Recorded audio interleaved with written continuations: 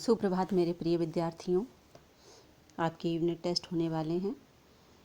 आप सभी को पता होगा कि प्रश्न जो है वो वस्तुनिष्ठ आएंगे। 4 विकल्प दिए गए होंगे और उन 4 विकल्पों में से आपको एक उचित विकल्प का चयन करना है। आज हम व्याकरण में जानेंगे वाच्य। तो सर्वप्रथम जान लेते हैं वाच्य की परिभाषा। वाच्य का शाब्दिक अर्थ है बोलने का विषय। अतः क्रिया के जिस रूप से ये पता चले कि क्रिया का मुख्य विषय कर्ता है, कर्म है अथवा भाव है, उसे वाच्य कहते हैं। जैसे नेताजी सुंदर लग रहे थे, इस वाक्य में नेताजी कर्ता को दर्शाते हैं।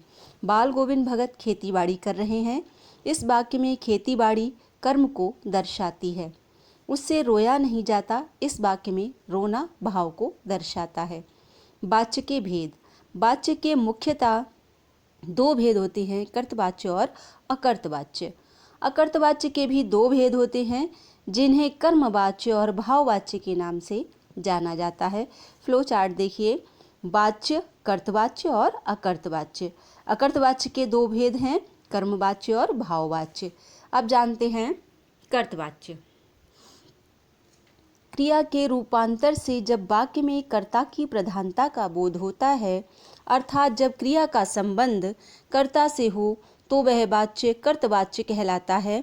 कर्तवाच्य में कर्म की प्रधानता न होकर कर्ता की प्रधानता होती है। क्रिया के लिंग, वचन तथा पुरुष भी कर्ता के अनुसार ही लगाए जाते हैं। जैसे बालक सोता है, बच्चे खेलते हैं, गीता गाती है, राजीव पुस्तक पढ़ता है। दूसरा है अकर्तवाच्य। क्रिया के रूपांतर से जब वाक्य में कर्ता की प्रधानता नहीं होती, तो इस प्रकार के वाच्य को अकर्तवाच्य कहते हैं। अकर्तवाच्य के 2 भेद होते हैं, कर्मवाच्य और भाववाच्य। कर्मवाच्य क्रिया के जिस रूपांतर से वाक्य में कर्म की प्रधानता का बोध हो, उसे कर्मवाच्य कहते हैं। कर्मवाच्य के अंतर्गत कर्ता की प्रमुखता न होकर कर्म की प्रमुखता होती है। वाक्य में कर्म की प्रधानता होने पर क्रिया के लिंग, वचन एवं पुरुष कर्म के अनुसार ही होते हैं। जैसे रीना द्वारा गीत गाया गया, रोगी को दवा दे दी गई है, पतंग उड़ रही है।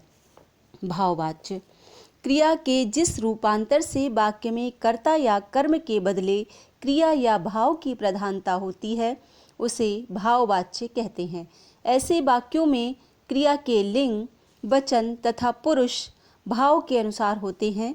ऐसे वाक्यों में पुल्लिंग, एक वचन तथा अन्य पुरुष का रूप सामने आता है। क्रिया की निर्भरता भाव पर रहती है। जैसे उससे पढ़ा नहीं जाता, सोहन से चला नहीं जाता, अब मुझसे सहा नहीं जाता। अब यहाँ पर देखिए वाच्य परिवर्तन, कर्तवाच्य से कर्मवाच्य में परिवर्तन। कुछ ध्यान देने योग्य बातें हैं जो ध्यान से सुनिए। कर्ता के साथ से के द्वारा अथवा द्वारा विभक्ति लगाकर कर्मवाच्य वाक्य बनाया जा सकता है। परिवर्तन करते समय क्रिया के केवल रूप में परिवर्तन आता है, क्रिया के काल में कोई परिवर्तन नहीं होता। कर्तवाच्य की प्रधान क्रिया को सामान्य भूतकाल की क्रिया के रूप में परिवर्तित किया जाता है। कर्तवाच्य की प्रधान क्रिया में जाना क्रिया के उचित रूप को स्थान दिया जाता है। यहाँ पर उदाहरण के तौर पर देखेंगे हम कर्तवाच्य से कर्मवाच्य में परिवर्तन। कर्तवाच्य का वाक्य है सीता खाना खाती है, इसको हम परिवर्तित करेंगे कर्मवाच्य में, तो सीता के द्वारा खाना खाया जाता है। यह लेख मेरी माँ ने लिखा है, कर्मवाच्य में इसको परिवर्तित करेंगे, यह लेख मेरी माँ के द्वारा लिखा गया है। अब देखिए कर्तवाच्य से भाववाच्य में परिवर्तन। यहाँ पर भी कुछ ध्यान देने योग्य बातें हैं जब हम कर्तवाच्य से भाववाच्य में परिवर्तन करेंगे। कर्तवाच्य वाक्यों में आए कर्ता के साथ से अथवा द्वारा विभक्ति जोड़कर भाववाच्य वाक्य बनाए जाते हैं। कर्तवाच्य में वाक्य की क्रिया को ही वाक्य का कर्ता बना दिया जाता है। जाना क्रिया के रूप कर्तवाच्य के काल भेद के अनुसार जुड़कर भाववाच्य वाक्य का निर्माण करते हैं। भाववाच्य वाक्यों में क्रिया सदा अन्य पुरुष, पुल्लिंग तथा एक वचन में रहती है।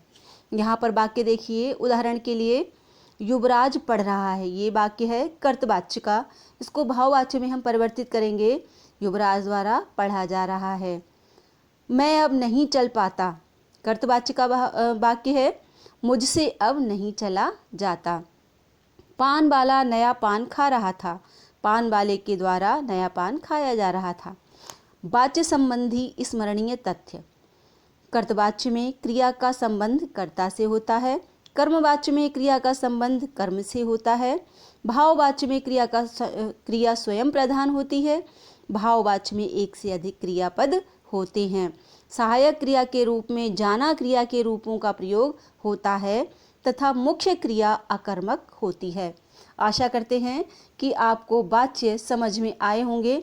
इस वीडियो को बार बार देखिए और समझिए। आज के लिए छात्रों इतना ही। आप प्रसन्न रहें, निरोगी रहें। इसी मंगल कामना के साथ अगली कक्षा में फिर मिलेंगे। धन्यवाद।